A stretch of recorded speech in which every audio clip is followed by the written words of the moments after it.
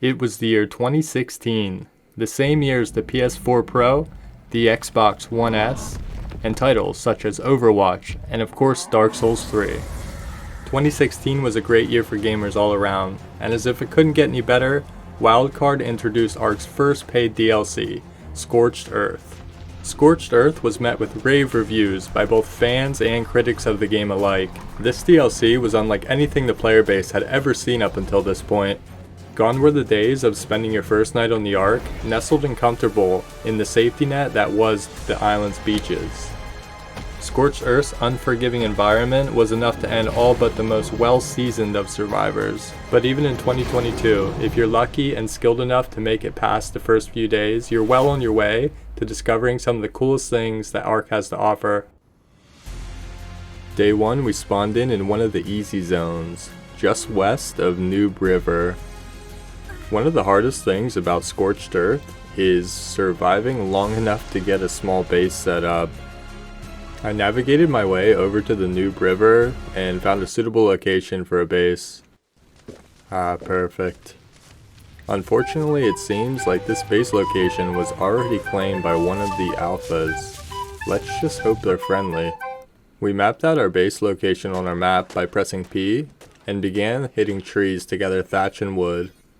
We pumped all of our levels in weight and a little bit in health and learned all the necessary engrams. We crafted almost a full set of cloth armor to help us survive and a bunch of thatch foundations to get a little base going. Scorched Earth is definitely not as hard as it used to be. As long as you build next to a body of water, Scorched Earth really is not so hard. I mean, getting an adobe house up is definitely a priority, but for right now we're going to make do with thatch and wood. We utilized the ladder trick to make sure our storage boxes were placed nice and neatly. We finished up the building of our little shack. That'll do, donkey. And after spending the night in the safety of our little home, on day 2 we set out to explore a little bit. Level 32. Why aren't they spawning at max? We continued gathering core resources, and then we stumbled upon these parasaurs. Just let it happen, buddy. Just let it happen. Oof. After firing our entire store of arrows into this parasaur, we eventually got him down, and that's when, yeah, alright, you can have that kill. I will get another. Man, that was a close one. We eventually got another parasaur downed, and we harvested his hides with our axe. We spent the rest of the day farming and finishing up our little shack here. Gotta have that pestle and mortar. And now that we have hide, we can craft bolus, which will definitely save your life in a pinch more than once. Fresh chicken nuggies. We spoiled the rest of our meat by splitting the stacks so that we can make tranks and learn the engrams for the adobe building pieces. We needed some cactus sap for adobe, so we made our way west and began harvesting cactus. We made it back to base and turned it into clay and began crafting adobe pieces. We harvested some metal, upgraded our base a little bit, and learned the engrams for the smithy and the refining forge. Yes, finally tranks. On the morning of day 4, we crafted up our refining forge, as well as a couple more mortar and pestles. Nice. And now that we have our refining forge, we can start smelting this raw metal into ingots and make some metal tools. Ooh, desert cloth. After learning the engram for the desert armor, we went out to collect some silk from the nearby plants. We harvested some metal, and then we crafted our first whip as well as some desert armor pieces.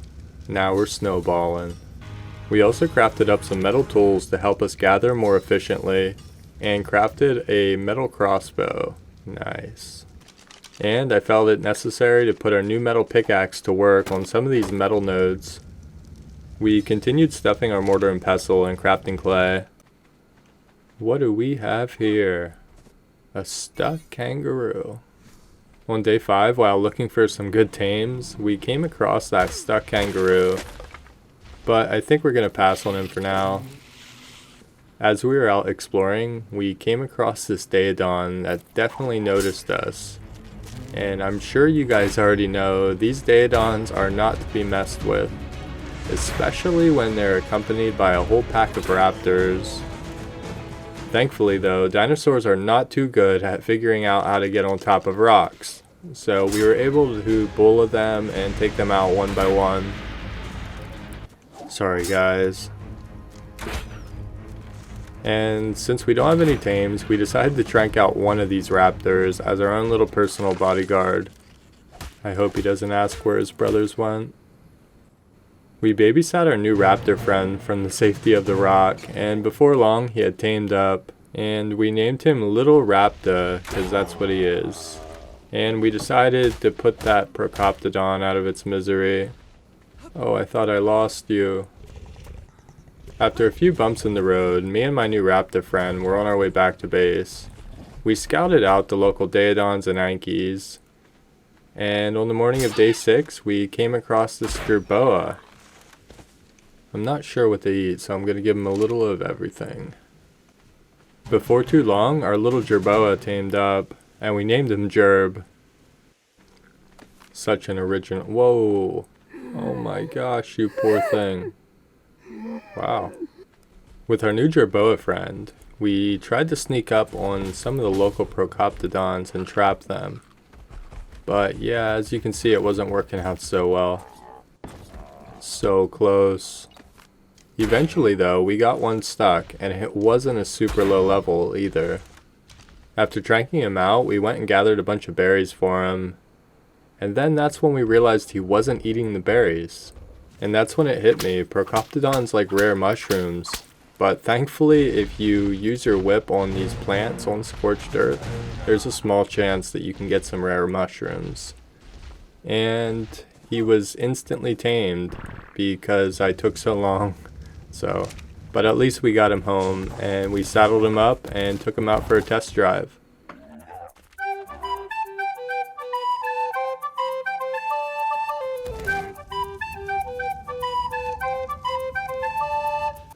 On day 7, we set out with our Procoptodon to gather more metal and turn the extra stone into some dino gates.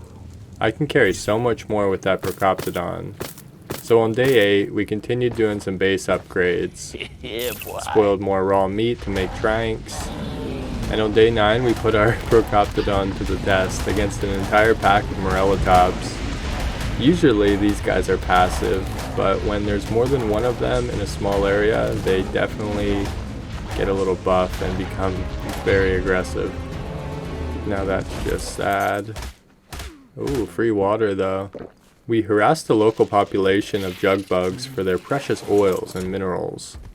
And we used our Procoptodon to harvest a ton of thatch, wood, and cactus sap.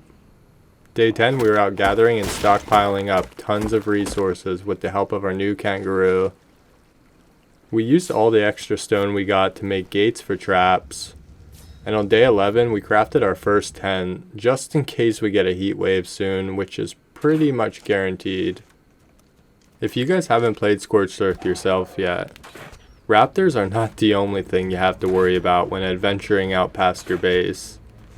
There are these random weather events called heat waves on Scorched Earth, and if you don't have a tent with you or any sort of shelter, you will absolutely get dehydrated and eventually perish.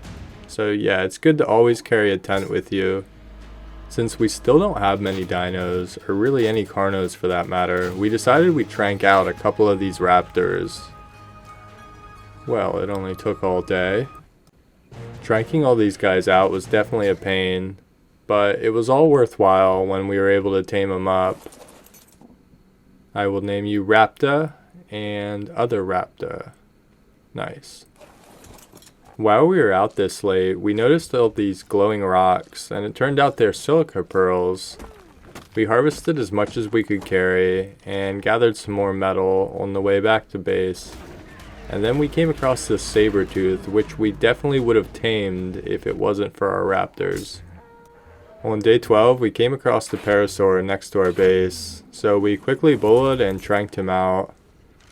After stuffing him full of mayho berries and waiting a little bit, our parasaur was tamed up and ready to be brought back to base. Beautiful. Day 15, we turned the difficulty slider all the way back up because it seemed like it got turned back down, and that's why our dinos were spawning at a lower level interval. Hopefully this works. We also edited our INI file to make sure the dinos are spawning at their appropriate level.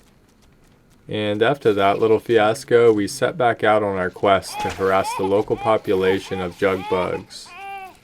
Give me all that oil. We can pretty much outrun anything on our Procoptodon, so it was time to set out in search of some higher level tames. Oh no, those are insects. Oh yeah, let's get up here. Our Procoptodon is pretty strong, but not strong enough to take on one of these guys when they're souped up on insects. So we parkoured our way out of there and made our way over to this purple drop. And we got a really nice blueprint for a whip. We're gonna need a ton of silk to make this whip, so we harvested some up with our primitive whip, and that's when we came across this pack of saber-tooths. Yes. We managed to bulla and trank both of the saber-tooths out, and one of them was level 20, which is a good sign. We also came across a tech parasaur, which is kind of like a loot bag filled with electronics and oil. I will take that. We continued our mission to scout out a decent Doedicurus and farmed a couple drops along the way. We dropped off our new saber-tooths back at base. They'll make nice little bodyguards until we can get a higher level Carno. After pumping some more levels, we were high enough level to grab this red drop, and it was definitely worth it. We got a lot of nice saddles and even a windmill. Back at base on day 14, we finally had enough silk to craft up this Ascendant whip. Having a nice Dura whip on any map on any playthrough is a serious game changer, and I'll show you why here shortly. First Rex. We sat and waited for this blue drop to touch down, and we got even more good Ascendant whips. It's too bad we just wasted all that time crafting one. Not worth it. Okay.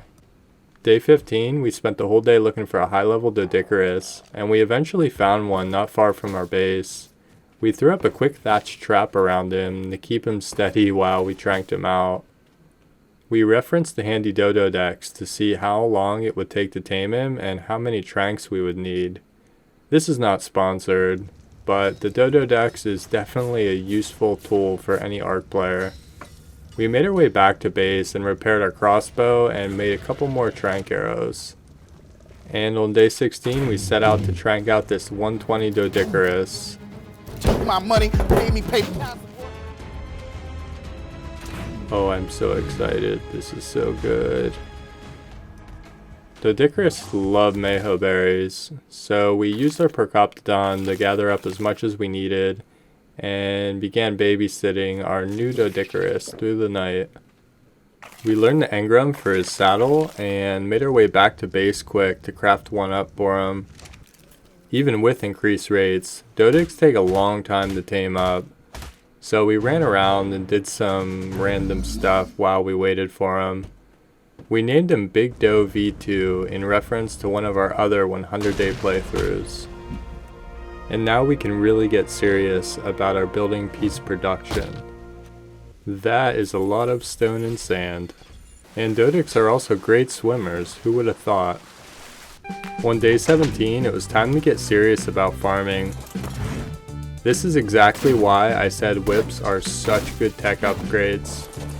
Doedicuruses move at a very slow speed when they're over encumbered. However, when you smack them with your whip, they actually move a short distance very quickly, and you can pick up a lot of items with one slap of the whip as well. So, it makes moving a lot of resources around your base very easy.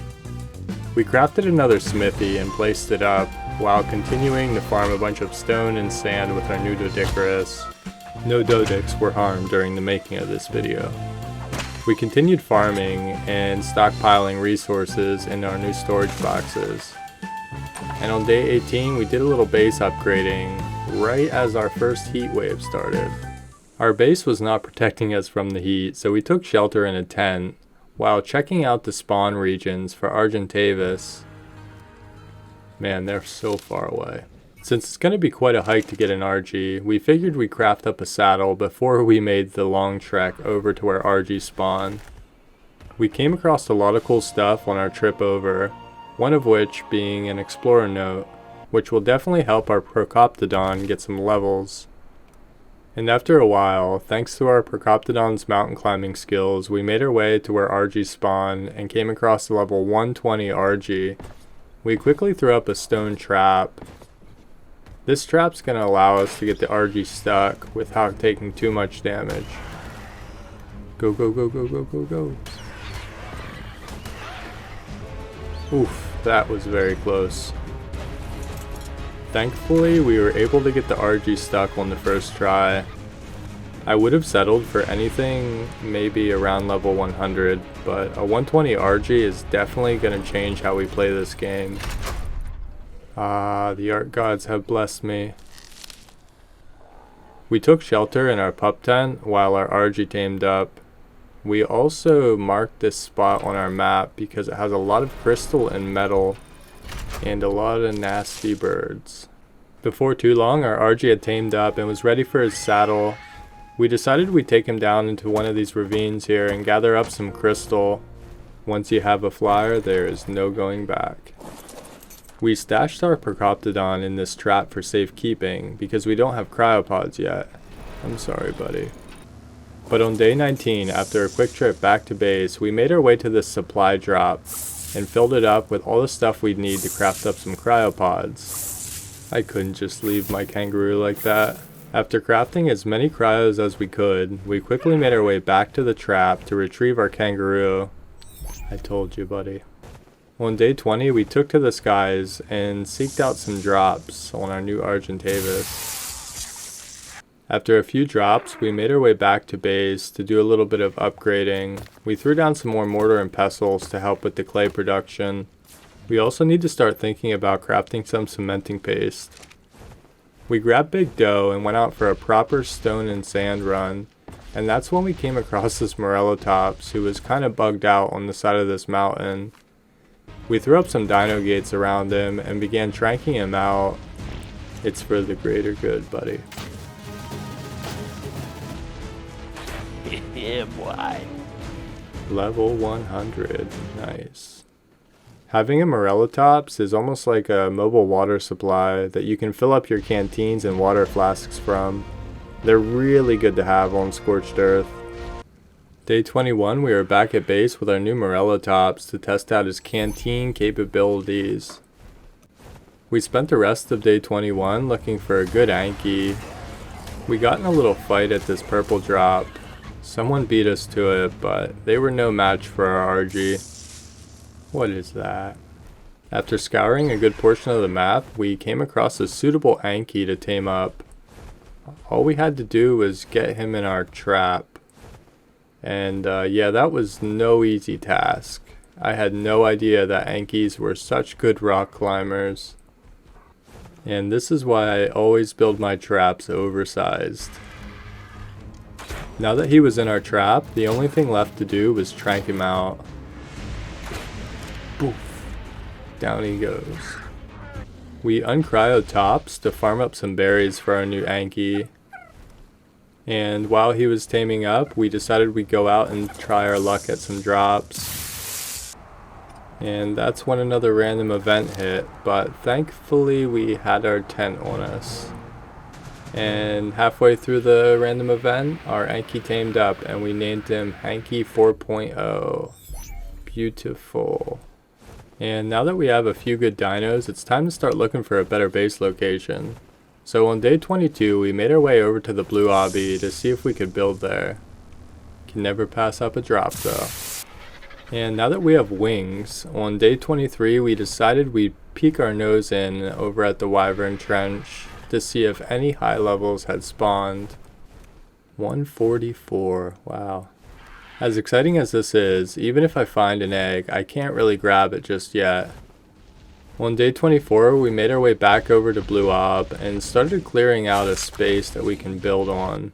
We crafted up a saddle for Hanky and made our way back to our new base to cryo up some of our old Carnos. And on day 25, loaded up with a bunch of goodies from our first base, we made our way back to our new base location and uncrowed all of our dinos to work as bodyguards. We quickly began work placing down the footprint of our base. And after a short while, we had our first base visitors. And this is why I brought those dinos. By day 26, we had most of our foundations down, and we placed down our behemoth gate utilizing the ladder trick. We threw down some smithies and a couple pestle and mortars as well, just like RuneScape. On day 27, we took our Doedicurus out and our Anki to farm up some sand and stone. We placed down some forges, and on day 28, we set out on our Procoptodon to farm up some stuff to make some clay. And that's when we got attacked by this thorny dragon, but he was no match. On day 29, we continued crafting and farming stuff for our new base.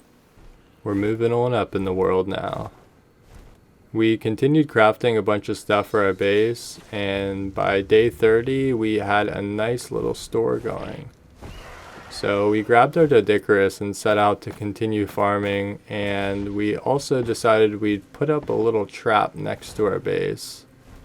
And that's when we noticed this low-level Rex getting a little too close to our base, but he was no match for our RG. After a bit of searching, we came across a decent level thorny dragon, which will definitely help us with our wood production. Only one thing left to do. Oh man, that would have ruined his taming effectiveness. Level 100, let's go! On other maps, I usually pass on thorny dragons because of the clay needed for their saddles, but since we're already on Scorched, it's no problem. That's a lot of wood. We continued work on our base through the night, and by day 31, our base was starting to come together. We threw up a couple more dino gates, and on day 32, we took our Doedic out farming. On day 33, we were on top of our base, putting the ceiling tiles up. And by the end of the day, it was looking good. By the morning of day 34, we had a fully enclosed base. Now, it's not full adobe because I don't have that much clay right now. But yeah, we will address that later. On day 35, we started replacing all of the floor tiles with the adobe pieces, just to give us a little more insulation. We continued farming more sand and stone with our Doedic, and we used our thorny dragon to gather mass amounts of wood. And that's when we realized we can use the chainsaw here. By day 36, our giant box was still not insulating us enough, so we decided we'd throw up an entirely adobe small house just for when the heat waves come around. Adobe is so expensive, but it's beautiful. Day 37, we took tops out for a quick dip in the watering hole below our base. Isn't that nice? I'm really happy with the way our base is starting to look. Blue Obby on Scorched Earth is probably one of the best base locations, so we're definitely going to stay here. On day 38, we placed down more forges and went out on our RG to farm some drops and some other resources. Nice gilly. We came across some obsidian, which up until this point I really didn't see too much of, so we didn't waste the opportunity to gather some. We also filled up our Anki with as much metal as we could carry back to base. Day 39 we were still farming, and we marked a location on our map for easy reference. On day 40, we altered the INI file to set the difficulty to 5 because after an update, our game went back to difficulty 1. We began work filling up our forges with metal and wood to get our metal production rolling. Poor Hanky. On day 41, we took our RG out into the desert to see what we could find. Yeah, I guess there's not too much excitement out here. The desert is a very good place to farm chitin and polymer though. And as we were just cruising along, minding our own business, we noticed some ripples in the sand. And that's when we were attacked by a giant sandworm. Once they get your social security number, it's Yeah, over. we did try to go back and fight them, but I forgot how strong these guys actually are. We also came across this floating rock, which upon closer inspection turned out to be a rock elemental. Yeah, okay. 110. That's actually high level. We spent the rest of our day scouting for UTs and other high level Carnos, and we eventually came across this level 100 female Rex. She's just a little too low level though, so given the limited spawns for Rexes, we have to take everything out that's not going to be tamed. 110, so close. Get in my belly, Rex. Ooh. Ragdoll. Another 100. We farmed drops in between Rex hunting, but we really weren't having much luck, so we decided we'd use this time to do some farming. And that's when this happened. On the morning of day 42, we came across a suitable tame. Now all that's left to do is get this guy trapped. Get out of here, RG. Do not ruin this taming effectiveness. After a few good chomps, the Rex had pretty much destroyed the RG, so the only thing left to do was trank this bad boy out. Yes, 150 male. Now I just need to find a female. It seems like my I&I workaround had worked, because up until this point I had not really seen anything that was spawning at max level. On day 43 we fed this guy up, and when he tamed up we named him Tomato version 4. Now that we have our Rex, on the morning of day 44 we went out farming drops to try to get some good saddles. Nice ghillie though. We made a pit stop in the desert to farm up some organic polymer so that I could craft up a full suit of ghillie set to go with my new ascendant ghillie pieces. Ghillie is best armor. And like always on Scorched Earth, you are never the first one to a drop. A rock alley. Okay, let's get out of here. You might say, why don't you try to fight them? They're just too strong at this game stage. On day 45 back at base, we made up a Rex saddle and began crafting a bunch of cementing paste in our mortar and pestle. Nice. We threw down a cooking pot so that we can craft up some black dye to do a little customization on our new ghillie set. Ghillie's so cool. On the morning of day 46, we were finally prepared to craft our first fabricator. We smelted up some gasoline in our forge and placed down our 2 fabbies. We learnt the engrams for all the electrical components as well as the industrial grill, the pump shoddy, refrigerator, air cons, and the vaults, amongst other things. Rocket launchers. We filled up our fabby and began crafting a ton of electronics so that we could craft our first chainsaw. We also crafted some water skins, as well as a Jenny and some electrical outlets. On day 47, we set out with our new Rex to get him some much needed experience and take care of some of the more nasty mobs around our base. I also thought this would be a good opportunity to try out our new chainsaw, and boy was I impressed. Back at base, we crafted our first long neck. Afterwards, we gathered all the charcoal from our forges so that we could craft gunpowder in our pestle and mortars.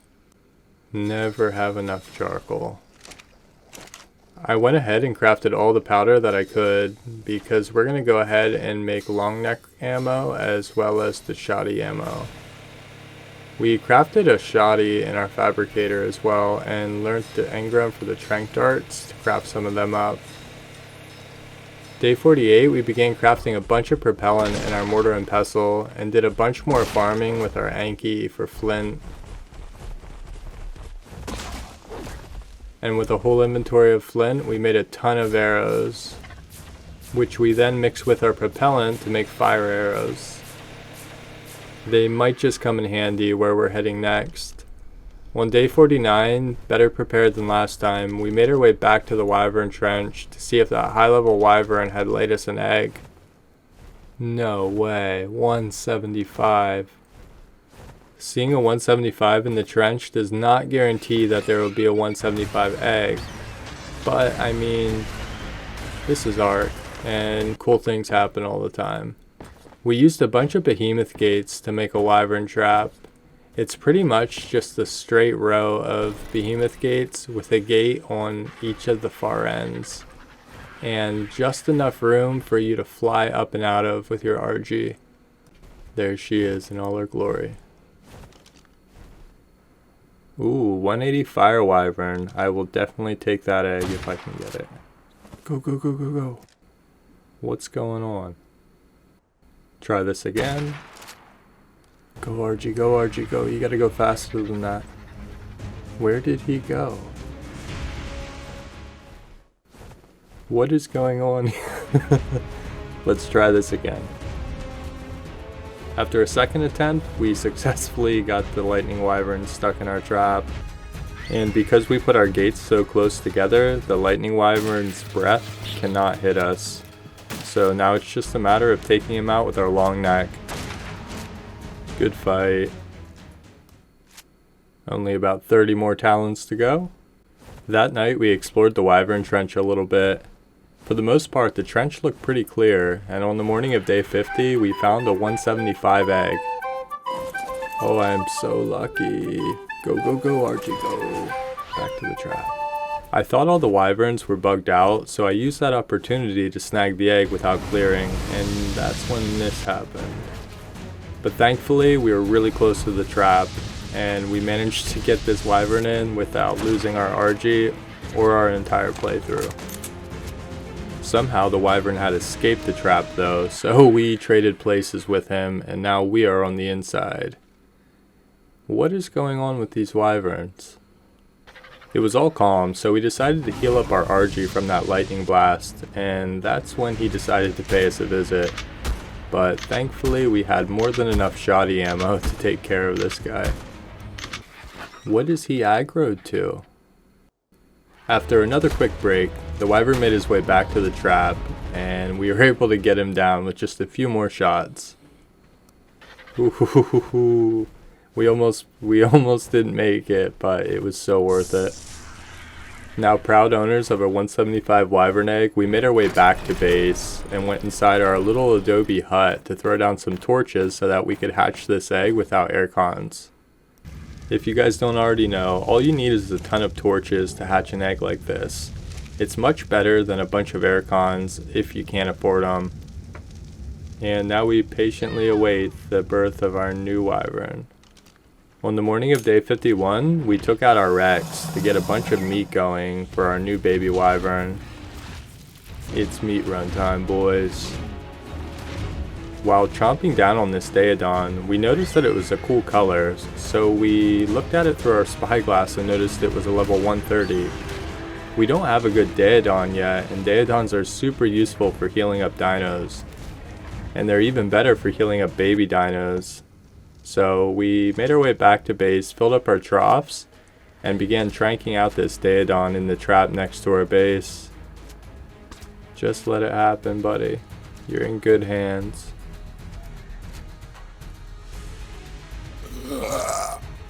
Before too long, we knocked out the Daedon, and after feeding him up with some raw meat, we started the babysitting process. This is so perfect. He tamed up before too long, and when he tamed up, we named him Uncle Dave's brother. Yeah. That night, we learned the engram for his saddle, and on the morning of day 52, after farming up some more fibers, we crafted the saddle in the smithy. Now just to park him next to the wyvern. On the morning of day 53, our baby wyvern had hatched. So we deployed Uncle Dave's brother to heal this little guy up since we don't have any milk for him. A face only a father could love. He soon outgrew our adobe shack, so we uncryoed him outside to give him a little more space to grow. Uncle Dave's brother just got out of prison, but he still makes a good babysitter. That night we took our Rex and our RG out on a meat run. And yeah, that's when this guy popped up out of nowhere. We tried to fight him with our Rex, because up until this point we didn't have a Rex to fight these guys. But that's when we noticed our RG was missing. Oh my lord, no. On day 54 we noticed that a Hyenodon had ate our Argentavis.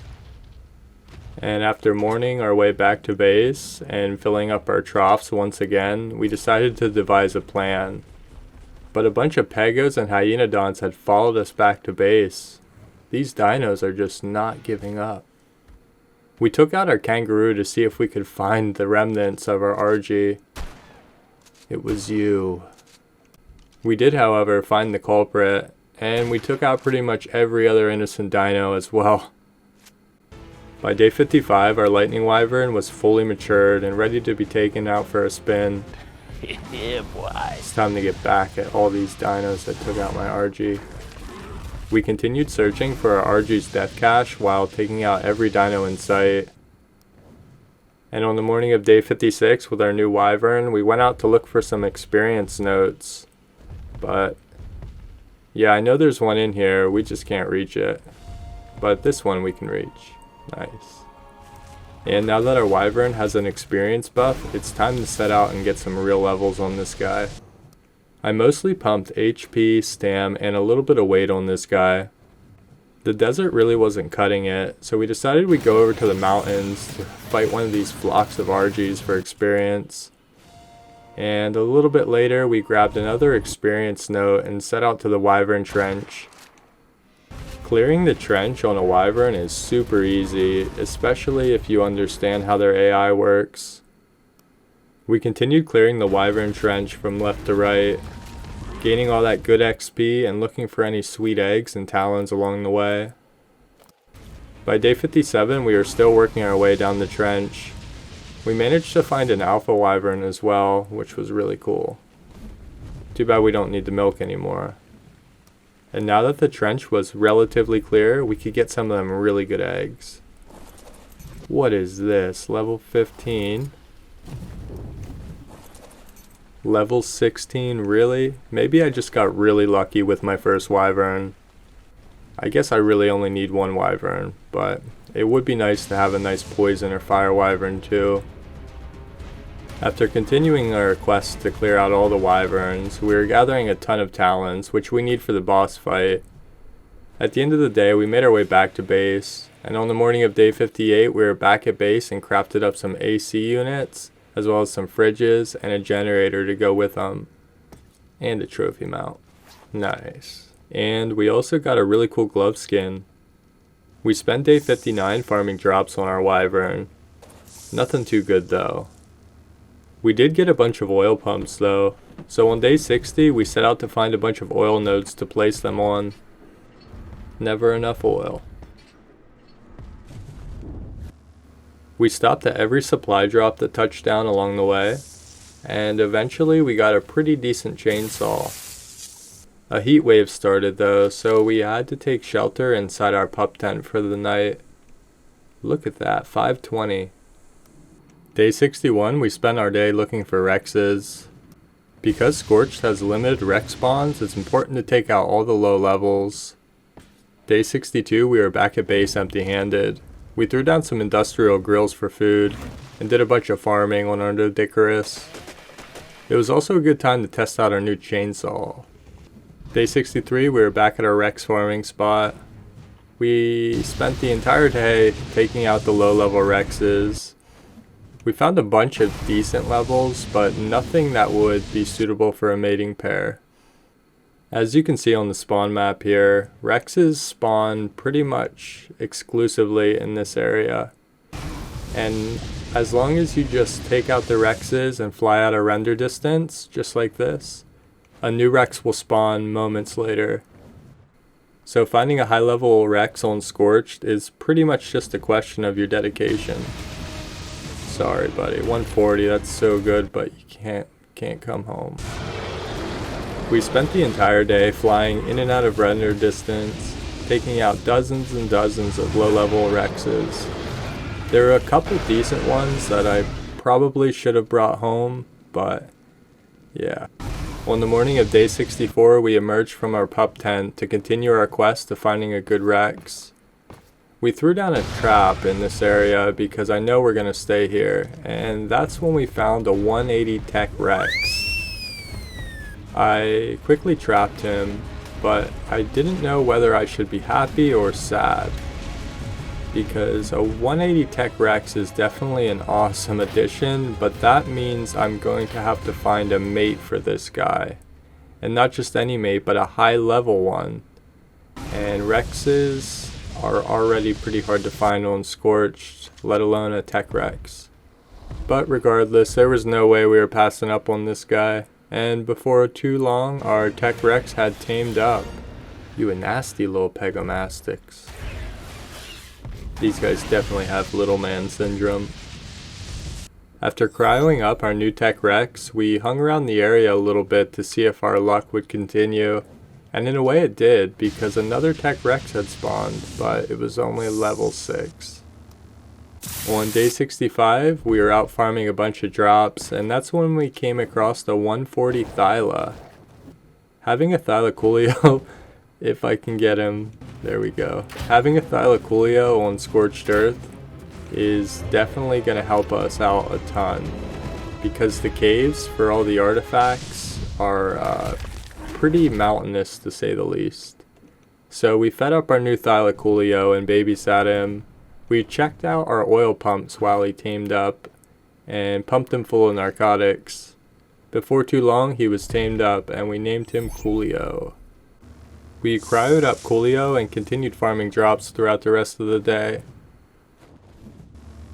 Once again though, we weren't having too much luck on our drop hunt.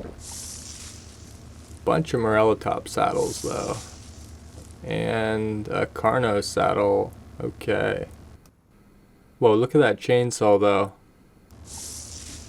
On day 66 we were still out farming drops, and we eventually found our first really good long neck. Nice. Ooh, a flamethrower, I will take that. And a mana saddle. It seemed like every drop was guarded by a whole pack of hyenodons, so having a wyvern definitely made this process a lot faster. On day 67, we made our way back to the wyvern trench to try our luck at any other eggs. We didn't have much luck, but while we were out in the desert, we had a little bit of a surprise from one of these sandworms.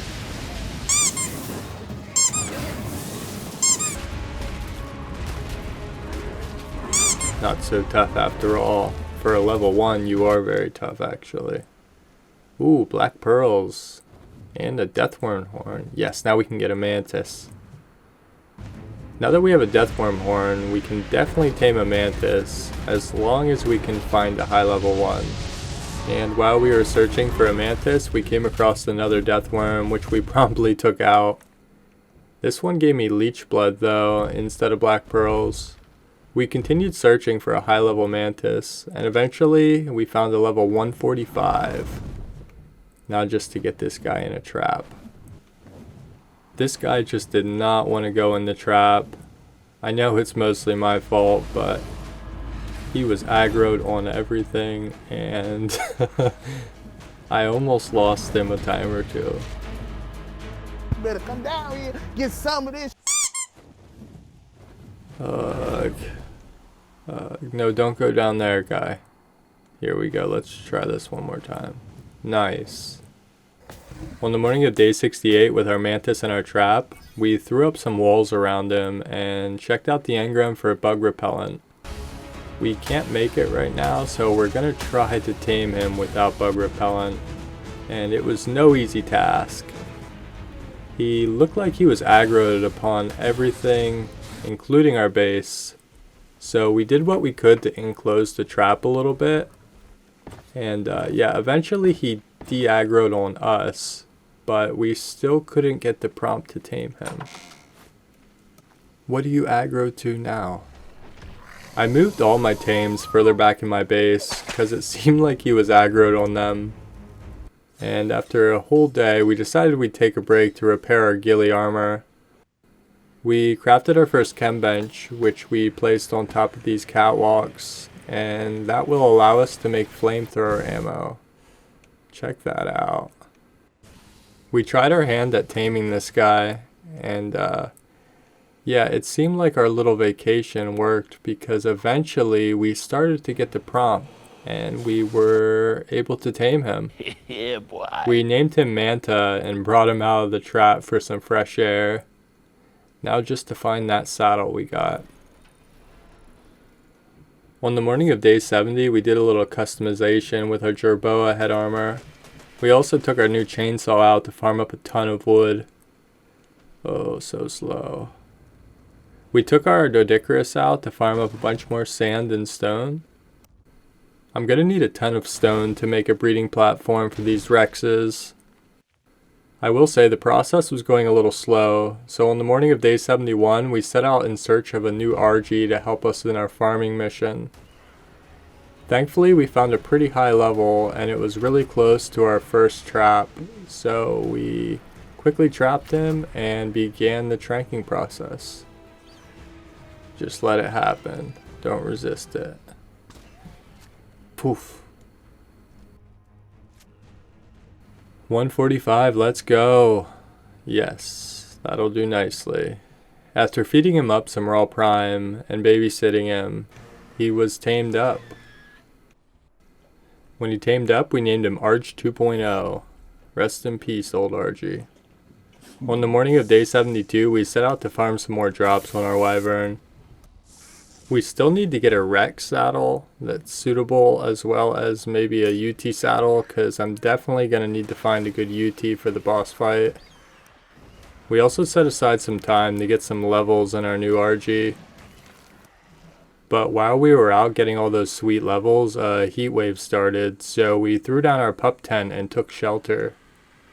And that's when something really incredible happened. We noticed a phoenix flying in the sky outside of our pup tent. Once the heat wave ended, the phoenix turned to ash, and we knew what to do next. We took note of the rough coordinates where the phoenix turned to ash, and made our way back to base to grab our parasaur. But there was a rock elemental sitting right next to the ashes, so we had to lead him away before we could bring our parasaur out. The parasaurs have a really unique ability when it comes to these ashes. When the phoenix turned to ash, the parasaur's ability, the turret ability, will actually pick up where the phoenix ashes are.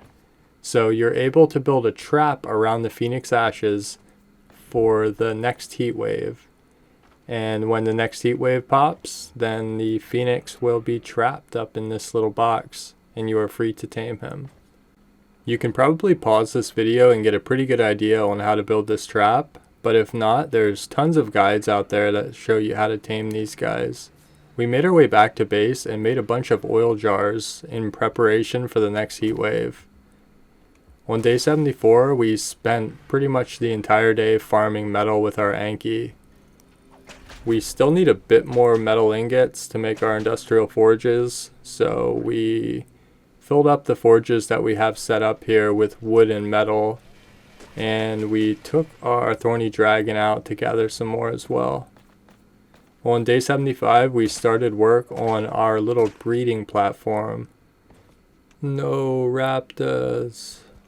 That's when we were surprised by a group of aggro Daedons stuck in this rock. We took Coolio out to do some damage control, and the Daedon was definitely no match for our Thylacoolio. These things are so overpowered. Day 76, while out farming wood with our chainsaw, we noticed a heat wave had spawned. So we made our way over to our trap to see if it worked, and it worked, definitely. Check this guy out. We put a bunch of the oil jars on our hotbar and increased the size of the platform so that we could throw these oil jars safely. Yeah, you're probably better off making your little platform up here a bit bigger, because as you can see, I almost ended the playthrough right here, but don't worry, I was in control the entire time. Ooh, that's close. And thanks to a few dozen oil jars and this beautiful trap, we are now proud owners of a phoenix. I really did not expect to even encounter a phoenix, let alone tame one on this playthrough. They're just such a headache to find in the first place, and they really don't provide that much utility, with the exception of being able to make cooked meat in their inventory and smell ingots. But he's definitely cool to have in the base. On the morning of day 77, we set out with our mantis to farm up some stone and flint. Yeah, I need some better axes than this. It is cool to use the mantis though, because you're able to craft foundations right off their saddle and collect all the resources you need to make them without jumping off. And yeah, we just cleared out more space to make this breeding platform and made tons of stone building pieces. Day 78, we continued the building of the breeding platform. It's starting to look good. On day 79, we were underwater putting a bunch of pillars so that we can put ceiling tiles above them without needing to pillar all the way to the top. Looking good. And by day 80, we had the entire footprint of our breeding platform finished. We're not going to actually enclose this, but we are definitely going to put up some behemoth gates to work as walls, just to keep our babies safe and the parents happy. We placed about a dozen or so behemoth gates, utilizing the ladder trick to make sure they're straight with the foundation pieces. We also put up some of these railings for a little bit of RP potential. You better come down. And that's when we noticed that there was a 135 RG stuck under our base. It seemed like the RG and our Phoenix were aggro to one another, so we quickly tranked this guy out before our Phoenix took him out. I mean, we already have an RG, but 135, I can't pass that up. And that's when I noticed that my Phoenix dropped silica pearls. Check that out. And he's smelting up metal and cooking meat at the same time. Maybe they're not as bad as I thought. On day 81, we came across some vultures outside of our pen. We used some spoiled meat to tame them up. I'm not really going to use a vulture, but they're kind of cool to have around the base, I guess. Got the whole crew with me. Nice.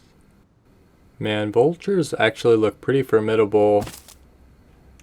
We spent the rest of the day making more adobe building pieces to put a proper roof on our little adobe shack.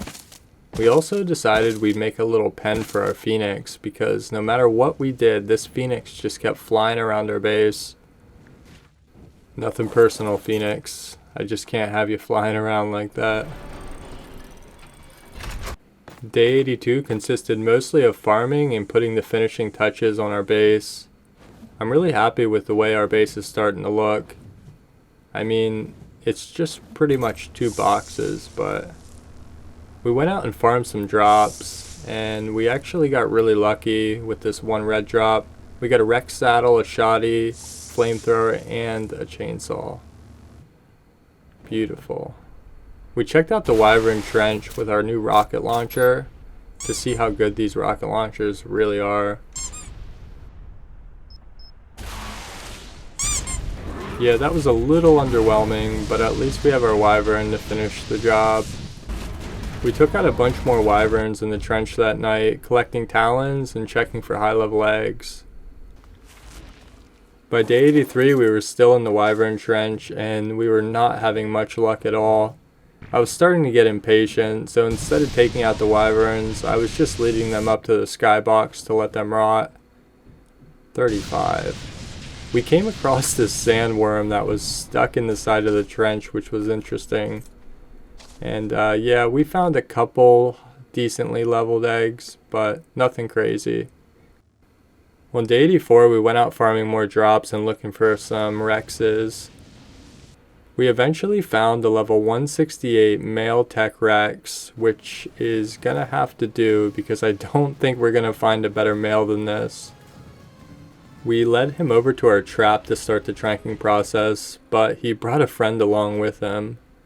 Thankfully though, he was fairly low level, so before long it was just us and the tech Rex. Yes. 168, look at that. We filled him up with prime meat and began the babysitting process. And before long, our Tech Rex had tamed up with 100% efficiency. We named him by his stats and cryoed him up to make breeding a little bit easier, and set out back to base. On day 85, we stopped at a few drops along the way, and we got a pretty decent Rex saddle BP. We need some artifacts, and we had Coolio with us, so we figured we'd run over to one of the artifact caves. So majestic. The first part of this cave was pretty much dormant, and I thought it would be a nice, calm process. But about halfway down through, we were met with a bunch of scorpions. We grabbed this experience note and continued down deeper into the cave, and before too long, we found our first artifact. Artifact of the Gatekeeper. 1 down, and I think 8 more to go, or something like that. What is that? On our way out, we stumbled across this beehive, and I honestly didn't even know beehives spawned on Scorched like this. We hit it with our flamethrower and looked for the queen bee, but she was nowhere to be found. Later that day, we made our way over to one of the other artifact caves and used Coolio to make getting down pretty much a breeze. Boom, headshot, boom, headshot. This cave was a little more densely inhabited than the last one, but thankfully we had one of our Rexes with us. So we uncryoed him to help finish the job. And before too long, we made our way to the second artifact, the artifact of the Destroyer. And when we went back to grab Coolio, we noticed that Coolio was nowhere to be found. And that's when we started to worry. It seems like there are a bunch of these rock elementals that I ran right past, and the rock elementals have a knockback effect. And yeah, if anything falls down in this part of the cave, including Coolio, they're done. So yeah, Coolio did not make it out of the cave, unfortunately. Yeah, rest in peace, Coolio. But back at base, we uncrowded our new Rex and threw down some artifact pedestals. The artifacts give off a really cool lighting effect when you put them on pedestals. We enabled mating on our Rexes to start the breeding process. And on day 86, we were greeted by another group of vultures, which we tamed up. We crafted a bunch of electrical intersections and began putting some electricals in our base. We took out the stairs to put some electrical intersections underneath there, because we're going to put a bunch of air cons to help hatch eggs. And as you can see, it seems like you can actually hatch Rex eggs during midday without air cons, but we're going to be hatching a ton of eggs, so I think it's worthwhile to have some air conditioners to hatch them at night. On day 87, we were out with our wyvern on a meat run to fill up all of our troughs. We're going to need maybe a dozen filled troughs for this breeding process. We also took a pit stop down at the obelisk to see what we would need to spawn the boss. We went out and farmed some more drops and looked for a decent level UT. We made a pit stop to grab some oil from our oil pumps, and we came across the level 130 Thyla. Whoa, is that another Tech Rex? Get in that trap, buddy. 108, that is so lucky.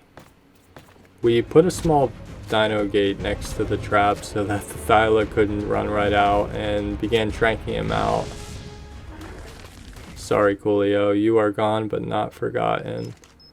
And just for the lulz, we decided we'd throw some rockets at this Tech Rex. Tech Rexes only have a 5% chance to spawn on this map.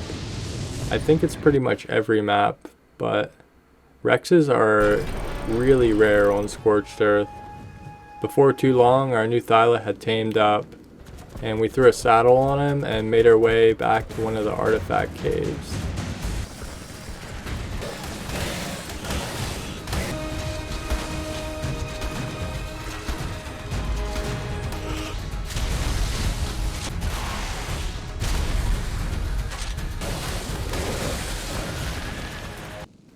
Before too long, we were back in the artifact area, and now we just had to wait for the artifact to spawn before making our way out.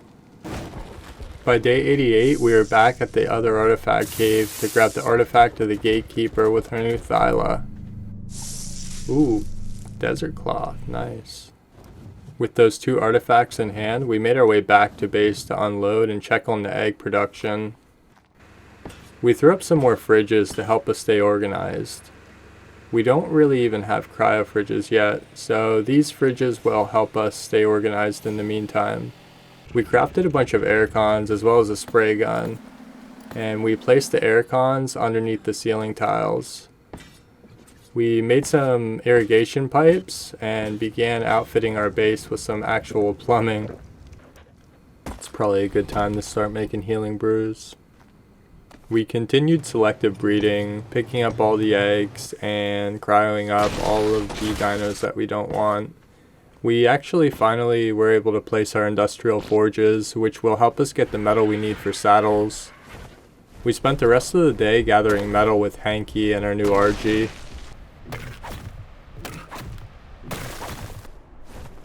These saddles need so much metal. Ooh, hello. And even though we built a nice little hatching platform, it seems like our Rexes preferred the ground. So after getting them unstuck and checking out their stats, we made our way over to the Wyvern Trench on day 89 to check for any good eggs one last time. But no luck. We continued the selective breeding process, and we decided we'd hatch up the 2 higher level Wyvern eggs we found. They're not max, but I mean, I really wanted a fire wyvern, so they'll have to do. All of our selective breeding was definitely paying off, and we were already starting to stack up the mutations on health and melee damage. Selective breeding can be a complicated process, but there are a ton of great guides out there if you're interested in learning more. But to sum it up, you pretty much hatch a bunch of eggs, find the best stats that you're looking for, and breed those dinos together. And then once you successfully got a baby male with the stats that you were looking for, you can replace the grown-up male with the new baby and just keep rinsing and repeating until you get a super mutated dino. Mutation stacking is a little more complicated than that, but that's why I say check out a guide on YouTube if you're curious to learn more. After hatching dozens and dozens of eggs, we finally started to get some mutations that we were looking for, and our wyvern had grown as well. Ooh, look at you. On day 89, we were blessed with a very good mutated dino, and this will be our new breeder. We decided we'd throw down 2 more lower level wyvern eggs and do a little bit of upgrading on our base while we waited for the babies to raise. My base is starting to look like Spencer's. As you guys can probably already tell, I'm a big fan of trading frames per second for flashy colored lights in my base. So yeah, I was kind of bored, so I just went crazy with it. The second batch of wyvern eggs had hatched that night, and on the morning of day 90, we threw up some vaults and colored them with our spray gun. And of course, we continued the selective breeding process. We threw up a couple more vaults just because we had a ton of extra metal and polymer, and continued hatching eggs and picking out the good babies. We were finally starting to get a bunch of babies with the stats that we needed, so the mutation process was coming along very smoothly. We went out and farmed some more crystal with Hanky, as well as a bit more metal for the saddles. We also made a trip over to our oil pumps to collect our oil supply. Yes, look at that beautiful base. I'm actually very proud of this base. And I'm very proud of these tech Rexes that were mutating. They're probably some of my favorite colored Rexes that I've ever had in Ark. We finally made some cryo fridges, and that will definitely help us out with the selective breeding process. We continued hatching eggs and getting better males and females and replacing the old ones. We spent the rest of that night hatching eggs, and on the morning of day 91 we were still at it. We set out on our wyvern to take out some UTs so that we could finally get a good one to spawn, and before too long we had found one. Now we just gotta get this guy in a trap. On top of their AoE buff, UTs also have a fear mechanic that will affect the player and the player's dinos, which definitely makes getting these guys in a trap a little tricky. But before too long we got him stuck, and check that out. When he tamed up, we named him Big U and cryoed him up to bring him back to base. We were still short a couple artifacts, so on the way back to base, we stopped at one of these artifact caves to grab the artifact of the crag. And after escaping that dark dank cave, we were heading back to base to check on our babies and show off our new artifact. Nice. We threw down a couple more artifact pedestals and continued collecting eggs and hatching them up. Come on, give me some good mutations. We went out to grab another artifact of the crag, and when we made it into the little cave here, we were ambushed by a rock elemental. But this was a really good spot to hopefully knock one of these guys out.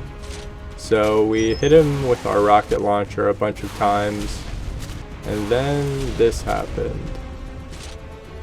Is he knocked out? What? Where did he go? Oh my, no, he fell through the map. After that little fiasco, we went back to base to check on our babies, and yeah, they were under our ceiling tiles again. But we got our artifact, so. On the morning of day 92, we were back at the artifact caves to grab another artifact. Last one, let's go. Directly after that, we were in the artifact of the gatekeeper cave to grab the artifact of the gatekeeper. Yeah, boy. After that, we had to make one last pit stop at the artifact of the destroyer cave to grab our last artifact of the destroyer. Oh, I wish I had an otter. I'm sure you guys already know, but you can only carry one of each type of artifact on you unless you have a shoulder pet that can carry more. So yeah, we had to make a trip back to the caves a bunch of times. We continued the egg hatching process, and before too long, we were blessed with a really good mutated female, which we will replace with our breeder female. It seems like someone at Wildcard was watching our gameplay, because they were definitely blessing us with some really good mutations. We tried to stay organized by keeping all the old breeders and the eggs in fridges with names respective to their lineage number. These babies were really hungry though, so it took everything we had to keep up on these troughs. Big Ute. On day 93, we set out with our RG and Hanky for hopefully one last good metal run. These Rex saddles and the UT saddle require a ton of metal, so we made it a project to slot cap these industrial forges before night. We crowded up all of our old breeder Rexes and waited for our new ones to fully mature. And now we just mate them together and wait for them to start popping out some really good mutated eggs. What a beautiful base. Ooh, first egg. On the morning of day 94, we mapped out all the coordinates for all the desert loot drops. We designated one of our fire wyverns and pumped him full of health and weight to go out collecting drops, all while continuing to hatch eggs from our new line of Rexes. Look at you guys, trying to stay organized here. We're going to be gone for a little while, so I decided I'd throw down a couple more troughs just so the babies wouldn't starve. Look at that. That's exactly what I wanted right there. I know they carry the stats I'm looking for. And now that we have a new male with the stats we're looking for, all we have to do is wait for this one to fully mature to breed it with our female. In the meantime though, we set out with our fire wyvern to get a couple more levels in him before making our way out into the desert for drops. If you've ever played Scorched before, you probably already know that the deep sea loot crates in the desert are really good sources of OP BPs and saddles.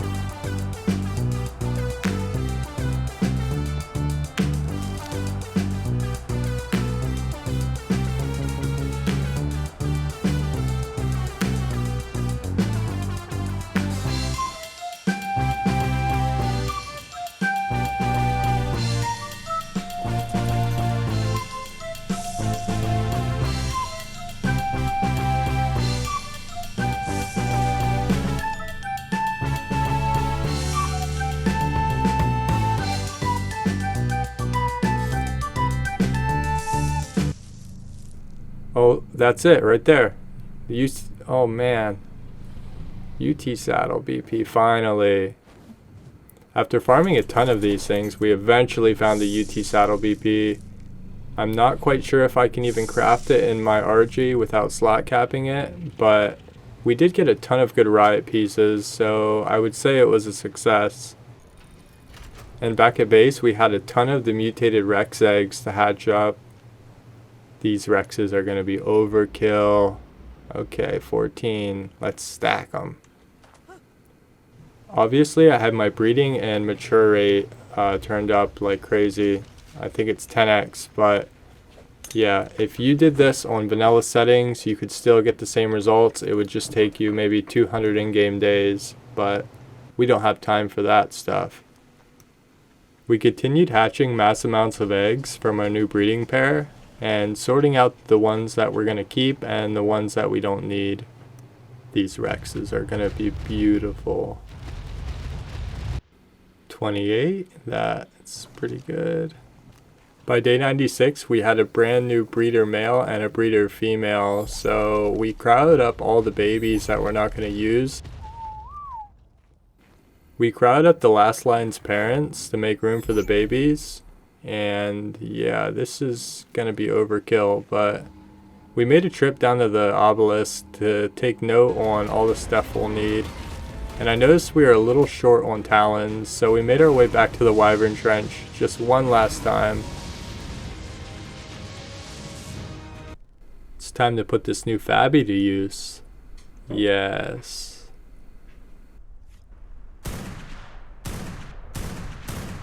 That is so strong. Oh no. Poor Wyverns. They're getting decimated. Utilizing our Fabby, farming up all these talons was actually a breeze.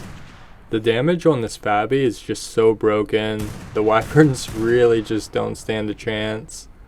The hunters become the hunted. After farming up all the talons we needed, we made our way back to base to check on the progress of our new Rex line. And to my surprise, they were all fully matured, and now it was time to get a little bit organized. We threw all the stuff we're going to use for the boss fight in one vault, and tried to line up all of our Rexes just to make it less of an eyesore. After lining up all of our Rexes, on the morning of day 97, we set them all to enable breeding. Here we go. Last line. We got all the stuff around for the boss fight, collected more eggs, and even put some dye on our new ride armor set. Beautiful. More eggs. I think we're pretty much ready for the boss fight. We crafted up a couple saddles for the Rexes and got our gas mask around for the boss fight. Look at that. So menacing. Gerbos can wear gas masks. That's amazing. As you can see, I really did try to stay organized throughout the breeding process, but yeah, if you've ever done selective breeding, you know how easy it is for things to get out of hand. We continued hatching more eggs from hopefully the last line of Rexes, and by nighttime they were all hatched up. Oh, they're so cool looking. Oh, I want to take these with me to the next map. 56 mutations. Yeah, we went a little overboard. By the morning of day 98, we hatched the last bit of these Rex eggs and brought them over to mature. We crowded up the last line's parents to make room for the new babies and threw them all in a fridge just to try to stay organized. We needed some more hide, so we took our chainsaw out on one of our wyverns to farm up a ton of hide. At this point, I think we are pretty much well prepared for the Manticore fight. We're just going to make a few more saddles for our Rexes. I don't think they'll need it, but we have time to burn. While we were out and about, we noticed a rock elemental, and we don't have a rock elemental. It's not like we'll use it, but what's a Scorched playthrough without trying to tame one of these guys? We quickly threw up the most janky trap you've ever seen and began knocking him out with our rocket launcher. And that's when something really strange happened. Out of nowhere, the rock elemental despawned and made its way back to where we first encountered it. Yeah, I'm gonna pass on that guy. Back at base, we continued crafting more Rex saddles and getting the imprints on all of the baby Rexes before they matured. Now our Rex army is complete and they look beautiful. We continued imprinting on the remaining stragglers. This is the first line of Rexes that we're imprinting because the other ones don't matter. We uncrowded a bunch of the old baby Rexes and took them out as they hatched. Wait, this isn't a PvP server. Oh well, it's fun. We leveled our Rexes mostly in health and a little bit of melee damage, but health is definitely king on the Manicore fight. We called Uncle Dave's brother to see if he could come over and help us heal these Rexes up. Having a Daedon just to heal up your Rexes before or after a boss fight is definitely great. Just make sure they don't starve out. You're no snow owl, but you'll do. By nighttime, most of our Rexes were pretty much healed up. If you've watched this video this far, consider leaving a like or even subscribing to the channel. It means a ton. And yeah, I'm talking to you. That night, we decided we'd trade a little more of our frames for nice flashy lights in our base. Yeah, I'm a sucker for light posts, as you can probably tell. Just look how cool it looks. We started cryoing up all of our Rexes that were fully healed and began crafting some medical brews. And on the morning of day 99, we went down to Blue Obby to throw up some behemoth gates to keep our Rexes in one spot. In my opinion, there is nothing worse than getting all your Rexes prepared for a boss fight and then having some rogue dino come in and aggro them all. And after some last minute preparations for the boss fight and a quick pep talk, it was time to grab our artifacts on our talons and load up the boss terminal. Not before a quick die session though. We loaded up on all the healing brews that we could manage to carry. I don't know if we're going to need them for the boss fight, but I like to be prepared. And with everything in order, it was time to take on the first difficulty of the boss fight. We set the settings on our Rexes and copied them to all the nearby Rexes to save time. And after one last pep talk and a quick repositioning, we stuffed the boss terminal with all the stuff we need to summon the Gamma fight. Alright, thumbs up guys, let's do this.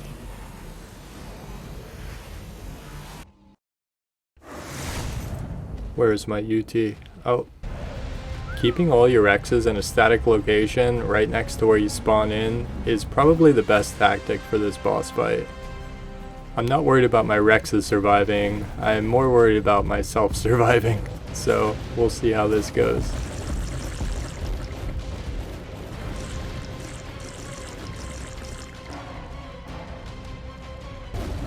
Get 'em boys, get 'em boys, get 'em boys. Ooh, sandworms. Gross. Get down here. Come on. Here we go. What? Go, go, go, go, go. Get him, get him, get him, get him. Lock him. I swear this strategy usually works, but yeah, we got him down eventually. And yeah, we didn't take any damage, and I don't think my Rexes did either. Gamma down, and now Beta and Alpha to go. Ooh, nice shield scan and boots. Oh, check that out. With Gamma down, it was time to assess the damage on our Rex army. Man, you took no damage, and neither did you guys. Nice. Since our Rex army literally took 0 damage, we decided we'd jump right into the beta fight before we made any of the new engrams we unlocked. We went up and grabbed the rest of the artifacts we'd need and parachuted down to the obelisk.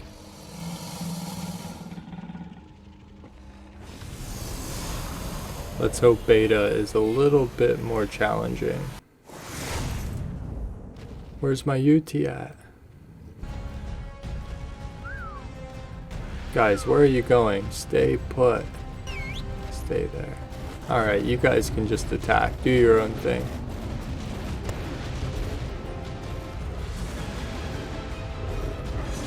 Go, go, UT. Get him, get him, get him.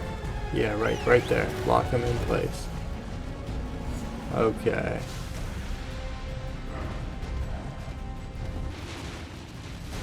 Ooh, that was a little close.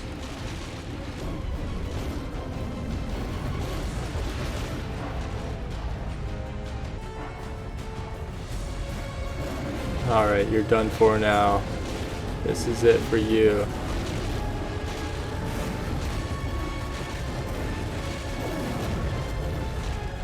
No way. Finally. There we go, beta down. And at least my UT took very little damage. We got some really cool skins from the beta fight. And now it was time for our photo op with our beta Manicore. Get out of my photo, guys, come on. Yeah, check that out.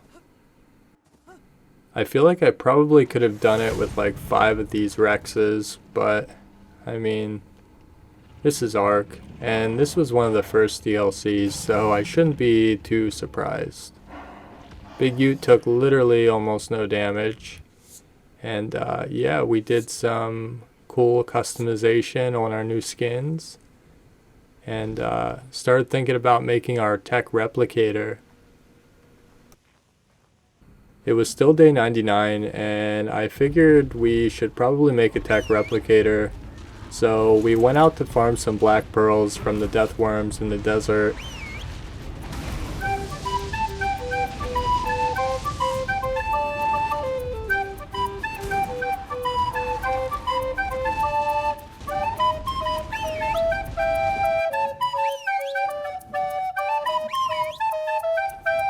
That was an alpha.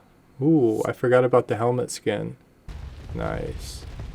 After farming up the rest of the black pearls, we made our way back to base and ferried all the resources we would need for our tech replicator down to the blue obby. I mean, we might as well use this element. Juicy. As cool as the Manicore helmet skin is, I gotta hide my helmet. That night we placed our tech replicator.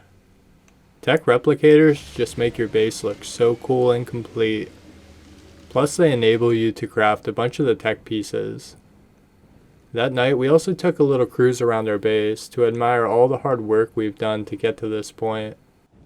Since day 1 we've been working to get to this day, to get to the alpha boss fight, but I can't help but feel like being here now is bittersweet.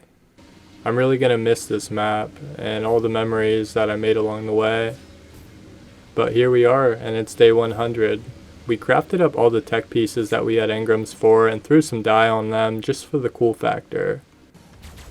Beautiful. Scorched doesn't allow you to make an entire set of tech armor, but I think the tech armor looks pretty cool when you throw some black and pink dye on it with the Manicore chest piece. We threw down our Manicore flag and made one last run around the base. You can finally be free, Argentavis. Aggressive. Even though it was just me playing a game in my room, I felt like I owed all my dinos a sincere goodbye. Because after the alpha boss fight, I don't know if I'm gonna see him again. I made so many cool memories along the way, and I have to say that Scorched Earth is still one of my favorite maps to this day. After getting hydrated and prepared for the alpha boss fight, we grabbed the last artifacts that we're gonna use. Daddy's gotta run to the store. I'll be back, guys. I told everyone I'd be back, but I think they knew as well as I did that I wouldn't be coming back. Yeah, After a quick healing session with Uncle Dave's brother, we loaded up the tribute terminal and prepared ourselves for the alpha Manicore fight. This is it, boys. I'm gonna miss you guys so much. Don't let me down though.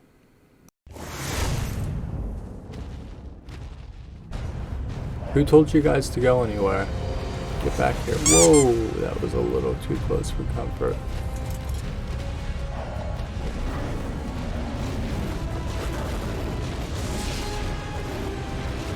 Get him, boys. Get him, boys. Oh, they got him stuck. They got him stuck. Maybe not. He's a slippery Manicore.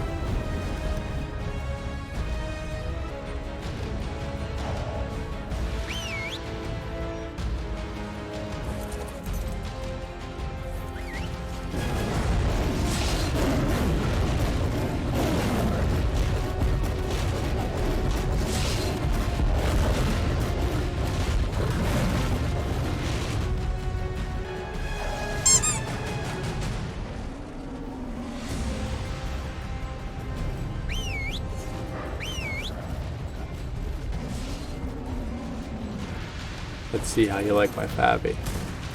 Boom, boom, boom.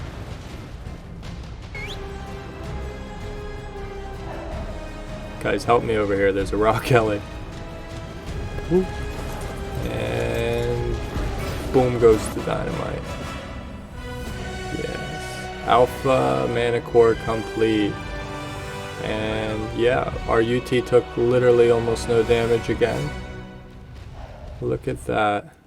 With all due respect, this was Ark's first DLC, I believe, so I can't be too surprised that my Rex army literally decimated it, because I think this boss was tuned for wild tamed dinos and not super mutated Rexes like we have in this playthrough. Back at base, we figured we'd use the rest of our element to craft up a Tech Rex saddle. Oh, it's so cool looking.